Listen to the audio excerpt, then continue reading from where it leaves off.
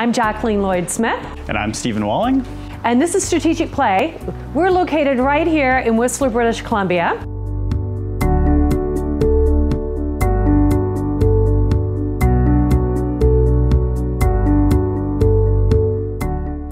We were really excited when the City of Surrey asked us to work with their emerging leaders on poverty reduction.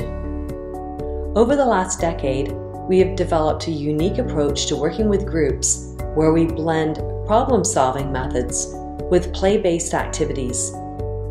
This application helps people unravel the knot of messy problems like poverty.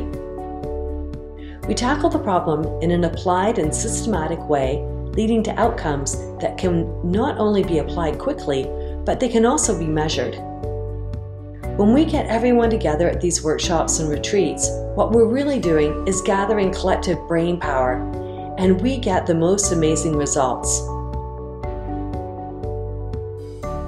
Our group was looking at how we can enable people to come out of poverty, and so we looked at a number of different ideas, and what was great about this is we used a process where we were working big and generated a number of ideas and narrowed them down to some very specific ones, and that's where we're at right now with the process. So we're looking at three main ideas right now that have to do with safe places and programs for children before and after school. That's something very specific to the city and something within our control. So that is one of the number one ideas we're looking at. All right, so we're going to start with the beginning of our story, which is our vision.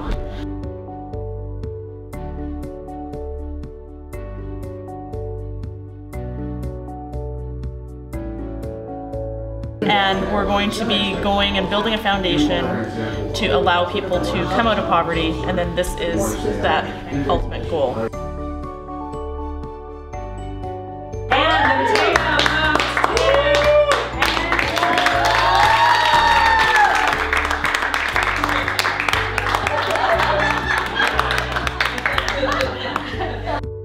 So what's your favorite part of the workshop so far? That'd be the potato. Oh, the potato is not just a potato, it's actually going to be becoming part of the action. You'll see what happens in a bit. The tack we took on it was kind of housing innovation and looking at some housing types that we don't have a lot of, or that are sort of I guess kind of moving the needle. So we hit on container housing and kind of modular housing that could actually be moved from site to site as they became available. So this is an example of a dwelling that has been entirely made of reusable materials from other buildings. And then finally we have the a container that has been transformed into a house. And every container is guaranteed to have a hot tub. Okay. And then the final strategy is to actually make these mobile, so that what happens is we have new buildings that are being developed. The land sits empty for years before people actually begin to develop on them. So we can actually transition an entire community from one place to another while still giving them the security of their home and knowing they're not going to lose it. But we thought that was a fun one to pursue, and it's innovative, and I think it actually could lead to spin-offs where there's manufacturing jobs that are related to the construction of these units in Surrey. So it could be jobs for people. We've talked about linking jobs and housing on the same site. So lots of kind of fun ideas to pursue further. And what they came up with was a long-term plan that started with building the right infrastructure in the city to ensure that we could have people of poverty could get out of poverty and get to jobs regardless of where they lived in the city and regardless of what they wanted to do.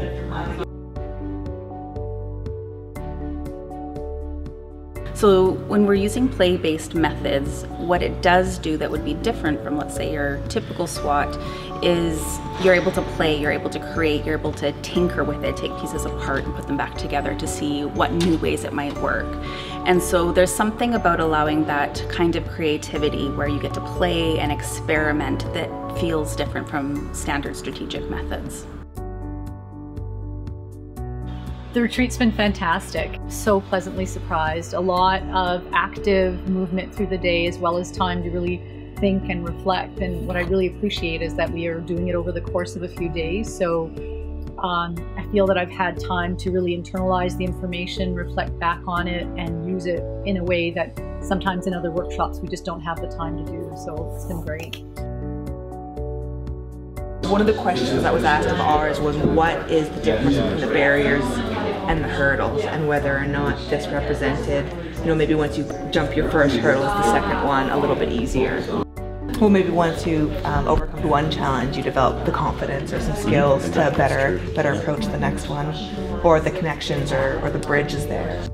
Because it isn't like it's just one point that they need to get over, because if it was just one point, then this would be simple. It's like there are many points which intervention needs to happen. It's the process of how it might work. So it's not, one person can't do it alone. It involves lots of people. It's such a people-centered process. Exactly, and it's going to be up and down. There's going to be lots of steps. There's going to be, this guy's back bending. This guy's helping him lift up. So there's, it's not a straight path. There's going to be lots of different pieces to it. They don't look like they're helping each other. This guy looks like he's pushing them down or whatever. And we were like, well, actually, that's part of the process. It's not always easy, right? Like, with people, you're going to have resistance. You're going to have points where you can't get through. That was kind of that one, elevating it, getting everybody on the same page, everybody on board. So we've been working for quite a while in the field of innovation and creativity. That's what we've been working on. And I got a phone call one day from Felina, who was sitting at somebody else's desk, and when cleaning it out, she found my business card. And so she phoned me. And she took a really big chance, because all she had was a card. She didn't know who I was. I could have been crazy. A lot of fun. I think we learned a lot. It's very, it gives us the ability to have the time to really take a problem and then really drill down to, the little pieces.